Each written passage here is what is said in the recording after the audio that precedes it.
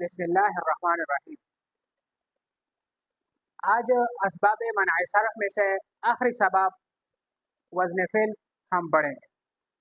وزن الفعل شرطه ان يختص به كشمر وضرب، تو ان سارے عبارت کا خلاصہ اس وجہ حصر میں سمجھیں گے۔ وزن فعل تین حالات سے خالی نہیں، یا اسم موزون بوزن الفعل ہوگا، یا اسم موزون بوزن الاسم ہوگا، یا موزون بوزن المشترک ہوگا، یا موزون بوزن یا موزون بوزن یا موزون بوزن المشترک ہوگا۔ اگر موزون بوزن الفعل ہو یعنی وزن مختص بالفعل ہو، وزن الفعل ان یختص به، کہ یہ وزن اس فعل کے ساتھ مختص ہو، تو مؤثر ہے عدم انصراف میں جب یہ کسی کا علم ہو، جیسے کہ ضریبہ، جب یہ کسی کا وزن فعل کے لیے علمیت شرط نہیں ہے، جیسے کہ ہم کہتے ہیں لأکل، لأکل، تو یہاں پر اکل جو ہے یہ غیر منصرف ہے، ایک اس میں وزن فعل ہے اور ایک وصف ہے، لہذا علمیت شرط نہیں ہے، صرف اس کے لیے سبب آخر ہے، سبب بنتا ہے۔ جیسے کہ ضرب کسی کے لیے نام رکھ دے تو اب یہ غیر منصرف ہوگا وزن فعل کی وجہ سے اور علمیت کی وجہ سے۔ یا وزن فعل موزون بوزن الاسم، اسم کے اوزان میں سے ہوگا، تو یہ غیر مؤثر، یعنی یہ غیر منصرف نہیں بن سکتا، جیسے کہ فیونا اور مضروب۔ یا موزون بوزن المشترک ہوگا، یعنی وہ وزن جو ہے، وہ اسم جو ہے، اسم اور فعل دونوں کے اوزان مشترکہ ہوگی،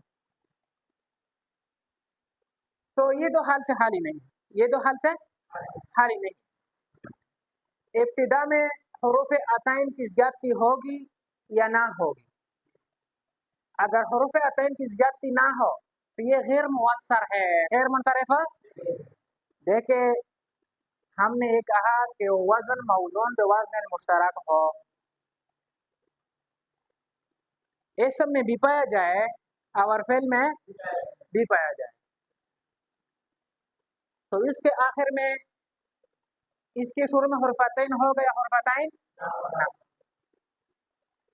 حرفاتین اس کے شروع میں نہ ہو، جیسے کہ ذاکر، صحیح، یہ ذاکر جو ہے اس پر اگر ہم اعراب لگائیں، ہم کیا لگائے؟ اعراب لگائے اس میں فاعل کی، تو یہ اسم میں پایا جاتا ہے ذاکرون، ضاربون، اور یہ فعل میں بھی پایا جاتا ہے ذاکر، یذاکر، مذاکرہ، باب افعال سے ماضی کا صیغہ بھی بنتا ہے، تو یہ وزن مشترک ہے، اس میں فاعل اسم میں بھی اور ماضی کا صیغہ ہے، اور اس سے پہلے اور اگر ابتدا میں حروف عطین کی زیادتی ہو پھر دو حالت خالی نہیں۔ تا متحرکہ کے الحاق کا قابل ہوگا، وہ اسم آخر میں تے متحرکہ کو قبول کرے گا یا نہیں کرے گا، اگر آخر میں تا قبول نہ کرے مؤثر فی عدم انصراف، یہ غیر منصرف بنے گا، کیا بنے گا؟ احمد، ابتدا میں حروف عطین کی زیادتی بھی ہے، آخر میں تا کو بھی قبول نہیں کرتا، یشکر، تغلب، نرجس، یہ سارے غیر منصرف ہے وزن فعل کی وجہ سے اور علمیت کی وجہ سے۔ اور اگر تے متحرکہ کے الحاق کا قابل ہو تو پھر قیاسی ہوگا یا غیر قیاسی ہوگا، اگر قیاسی ہو تو مؤثر نہیں، تا قیاسی ہو تو پھر وہ غیر منصرف ہو، جیسے کہ یا عمالتن، جب کسی کے لیے علم لیا جائے اس لیے کہ عرب یہ صفت ناکہ کے طور پر استعمال کرتے ہیں، یہ قیاسی ہے، ناکہ کے طور پر استعمال کرتے ہیں، جیسے کہ کہتے ہیں کہ ناکتن یا عمالتن، کام کرنے والی اونٹنی، تو یہ اگر کسی کا نام بھی رکھا جائے تو یہ غیر منصرف ہے، اس لیے کہ ہم نے کہا کہ غیر قابل لیتا ہے کہ آخر میں تا الحاقی کو قبول ہو، اور اگر قیاسی ہو غیر قیاسی ہو تو مؤثر فی عدم انصراف غیر منصرف ہو، جیسے کہ اربع و اربعۃ، یہ غیر قیاسی ہے، کیوں؟ کیونکہ عدد تسعۃ تک 9 تک خلاف القیاس استعمال ہوتے ہیں. جب عدد مذکر ہو تو معدود ہو، معدود مؤنث ہوتا ہے عدد مذکر ہو. اس نقشہ کے سمجھنے کے بعد بعض اوزان ایسے ہیں جو صرف فعل میں پائے جاتے ہیں، بعض اوزان صرف ایسے ہیں جو صرف اسم میں پائے جاتے ہیں، بعض اوزان ایسے ہیں جو اسم اور فعل دونوں میں مشترک ہے. تو یہ اوزان مختصہ بالفعل ہے. اوزان جو فعل کے ساتھ مختص ہو. کس کے ساتھ مختص ہو؟ وہ ماضی مجهول مجرد، ماضی معلوم مزید، اسباب تفعیل، ماضی معلوم ماضی مجهول مجرد جیسے کہ ضربہ، ماضی معلوم مزید، اسباب تفعیل صرفا شمرا. یہ اوزان جو ہے کس میں پائے جاتے ہیں؟ وشرطه ان يختص به، وزن فعل کے لیے شرط یہ کو اوزان فعل کے ساتھ مختص ہو. وہ اوزان جو مختص ہو اسم کے ساتھ فعل میں نہ پایا جائے، اس میں فعل، اس مفعول، صفت مشبہ، اس میں تفضیل وغیرہ. اور وہ اوزان جو مشترک اس دونوں میں اسم میں بھی پایا جائے اور فعل میں بھی پایا جائے، وہ دو طرح کی ہے. نمبر 1 ماضی معلوم ثلاثی مجرد، ماضی معلوم جیسے کہ نصرا، ضربا، فرسا، حجرا.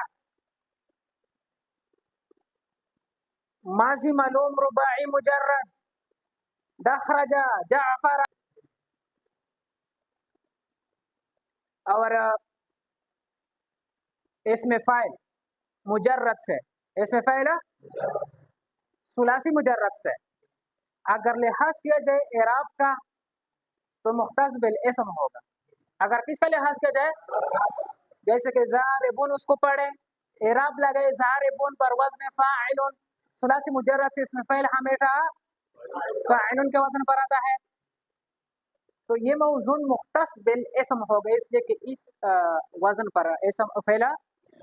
اور اگر آپ اس پر اعراب نہ لگائے، بغیر اعراب کے چھوڑ دیں آپ اس کو، تو پھر ضاربون، ضاربہ بھی پڑھ سکتے ہیں، ضاربہ یو ضاربو، مضاربہ باب مفعلہ سے فی الماضی معلوم کا سیاح.